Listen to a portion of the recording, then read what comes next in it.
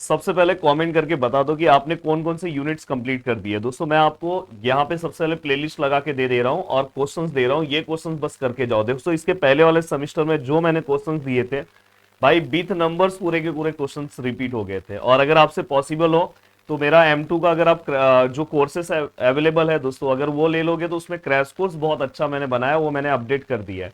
तो आप वो क्रैश कोर्स बस पढ़ो, बाकी कुछ भी मत पढ़ो, आप आराम से पास हो जाओगे। पास क्या हो सकता है, टॉप कर दो। पर मैं ये बोलना चाहता हूँ कि भाई इस बार तो किसी तरह से M2 आप निकालो। यहाँ पे कुछ क्वेश्चंस बताने जा रहा हूँ स्ट्रेट फॉरवर्ड, ये क्वेश्चंस बस जाके आप सॉल्व करो। अगर आपने क्रैश कोर्स लिया है तो ये क्वेश्चंस पे फोकस करो। देखो मैं आपको सबसे पहले सजेशन देना चाहूंगा कि सबसे पहले ना आपको कौन से क्वेश्चन पे जाना है दोस्तों। क्वेश्चन नंबर जो अपना 4 और 5 है ना, ये दोनों क्वेश्चन में से ना आपको क्वेश्चन नंबर 5 सॉल्व करना चाहिए। और क्वेश्चन नंबर 5 में देखो इसके अंदर ना आप बहुत सिलेबस का पार्ट अगर आप देखने जाओगे तो बहुत सारी चीजें आपको पढ़ना होगा। जैसे अगर आप देखोगे यहाँ पे कॉर्ड ट्रेसिंग है, सॉलिड ज्योमेट्री है। सर क्या क्या पढ़ूं, मैं आपको बोलूंगा स्ट्रेट फॉरवर्ड कि अगर आप अब लास्ट टू लास्ट पढ़ रहे हो ना दोस्तों, कौन का एक क्वेश्चन कवर करो और एक क्वेश्चन दोस्तों सिलेंडर का। ये दो क्वेश्चंस अगर आप कवर करते हो तो दोस्तों आपका 8 मार्क्स कंफर्म। मतलब आपको कॉर्ड ट्रेसिंग इतना सारा झमेला करने की जरूरत नहीं है। और कॉर्ड ट्रेसिंग में अगर आप कवर कर रहे हो तो दोस्तों वहां पे आप क्या करो पता है, जैसे मैं आपको रोज कव हो गया, पोलार फॉर्म वाले जितने कव है ना, उसका अगर आप ये कवर कर लोगे तो यहाँ पे दोस्तों +4 मार्क्स भी आपका हो जाएगा। तो 12 मार्क्स तो यहीं पे आपके हाथ से हो गया दोस्तों। आप स्पीयर ये सब कवर करने मत जाओ, 12 मार्क्स आपके हाथ में हो गया। पर मैं इसको 80 समझ के चल रहा हूँ, क्योंकि अब रिक्स मत लो, इसको 80 मार्क्स आप समझो।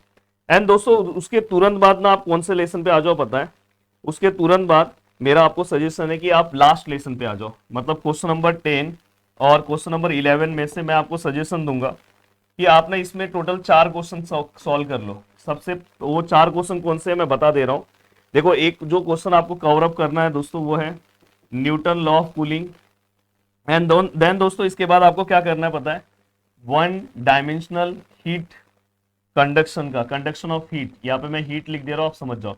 ये दोनों में से एक एक क्वेश्चन आपको मिल जाएगा, ये दोनों नहीं करना पड़ेगा, ये दोनों में से एक एक। ये मैं इसलिए दोनों बोल रहा हूँ कि कभी कभी पता है ये वाला अगर आपने कर दिया तो उसके साथ आपको इलेक्ट्रिकल सर्किट का क्वेश्चन इसके साथ मिल गया तो फिर फंस जाओगे। इसलिए ये दोनों कवर कर दो। और साथ में दोस्तों क्रिचॉफ्स लॉ का एक क्वेश्चन कवर कर दो इलेक्ट्रिकल सर्किट का, ये 2 मिनट में आप समझ जाओगे। इसलिए मैं बोल रहा हूँ कि अगर आपको अच्छे से क्वेश्चन वाइज करना है तो क्रैश कोर्स मेरा सबसे बेस्ट है।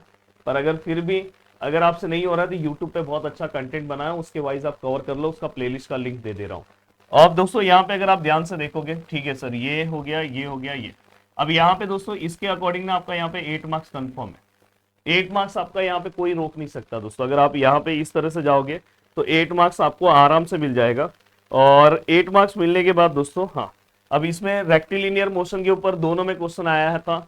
तो अब रेक्टिलिनियर मोशन लास्ट टाइम में आप कवर करने जाओगे तो नहीं हो पाएगा दोस्तों। तो इसलिए मैं बोल रहा हूँ कि लास्ट टाइम पे जो चीजें बता रहा हूँ उसके वाइज जाओ, ठीक है। ये हो गया 8 16 मार्क्स अपने हाथ में आ गया।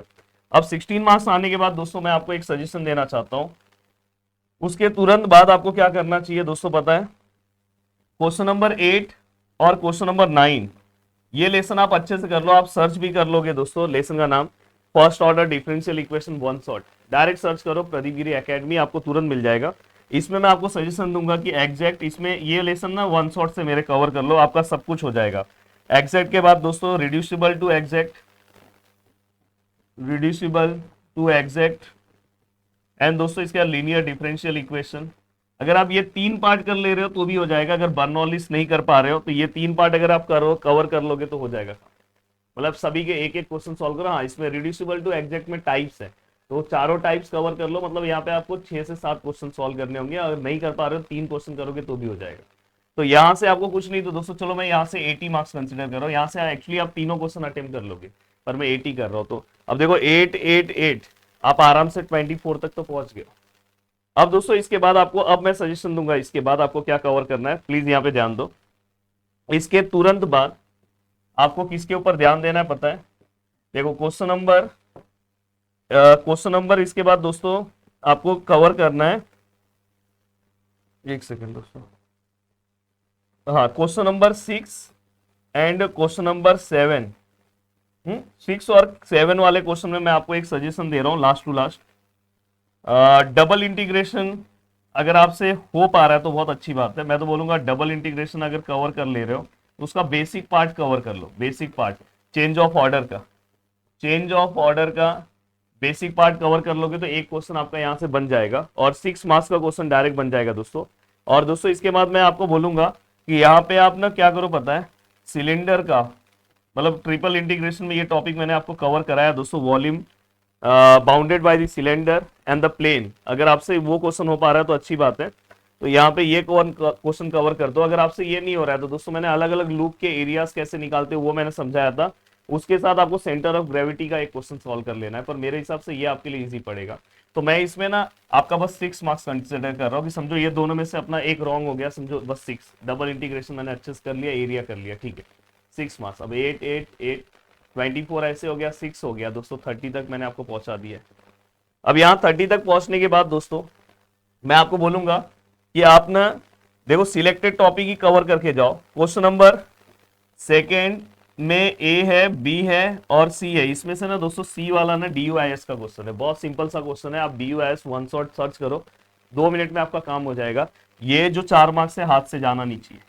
अब देखो दोस्तों ये दोनों अगर आपने मेरा बीटा गामा अच्छे से कवर अप कर दिया तो इसमें से एक आपको तो मिल ही जाएगा, वन शॉट में देख लो। तो ये 4 4 8, इसमें 8 भी अगर मैं प्लस करूँ तो 38 तक हम पहुंच रहे हैं।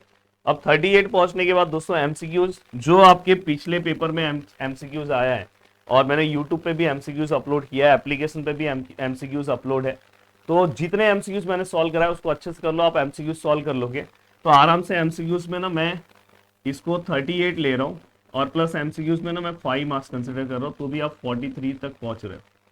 43 तक मतलब 40 प्लस तो आप आराम से स्कोर करोगे। कट कुट करके कितना वो कट करेंगे तो भी आप पास हो जाओगे। तो मैं बोल रहा हूँ इसी तरह से स्ट्रेटेजी बना के आप जाओ और देखो पेपर में झंडे गाड़ के आओ दोस्तों। जय हिंद दोस्तों and all the best paper के लिए। वीडियो को लाइक कर देना, आराम से पास हो जाओगे। जय हिंद।